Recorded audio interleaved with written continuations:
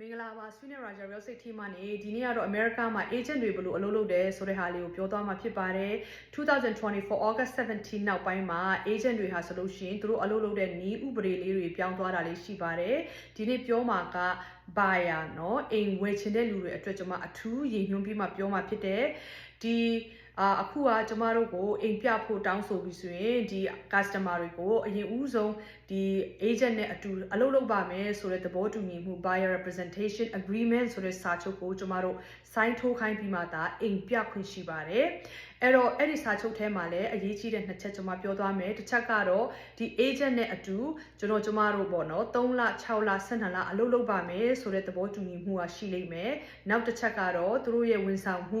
အကျိုးဆောင်ခ commission ကိုဘယ်လောက် percentage ရှိသူတို့တောင်းခွင့်ရှိတယ်ဆိုတဲ့ဟာကိုသူတို့ကစာချုပ်ထဲမှာထားမှာဖြစ်ပါတယ်အဲ့တော့ကိုကနေဒီအိမ်ရှေ့မှာရှိတဲ့ signboard ကြီးကိုခေါ်လိုက်တယ်အဲ့ဒီ agent ကအိမ်ရောင်းသူ agent listing seller agent ဖြစ်ပါတယ်အဲ့တော့သူတို့ကလည်းခုနမူအတိုင်းပဲကိုကိုအဲ့ဒီစာချုပ် agreement ပေါ့နော်အဲ့ဒါ sign ထိုးပြီးမှအိမ်ပြမှာဖြစ်တယ်အဲ့တော့ကိုကအဲ့လိုတစ်ချက်လေးခေါ်လိုက်ပြီးသူတို့နဲ့ sign ထိုးခြင်းအပြင်သူတို့နဲ့အတူတူလုပ်ပါမယ်ဆိုပြီးမှသဘောတူညီရတက်ရောက်သွားပါတယ်အဲ့တော့အခုတလောကျွန်မအလုပ်လုပ်တဲ့နေရာတွေမှာဒီနှစ်အများကြီးတွေ့ရပါတယ်အဲ့တော့တချို့က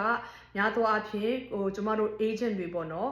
ဘလို့အလုပ်လုပ်တယ်စီးမြင့်စည်းကမ်းပါတွေဥပဒေတွေရှိတယ်ဆိုတော့သူတို့မသိတော့ခေါ်မိတယ်လုပ်မိတဲ့ခါမှာအဲ့လိုကိုတိတ်မလုပ်ချင်တဲ့ agent တွေမသိတဲ့ agent တွေနဲ့လေစာချုပ်တွားချုပ်မိတဲ့ခါမှာတချို့ဟာတွေကတိတ်အဆင်မပြေမှုတွေအများကြီးရှိပါတယ်အဲ့တော့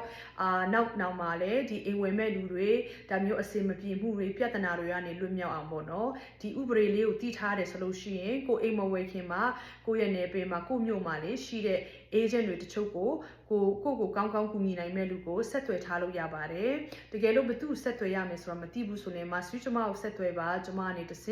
ခြား agent တွေနဲ့အတူပူးပေါင်းပြီးမှ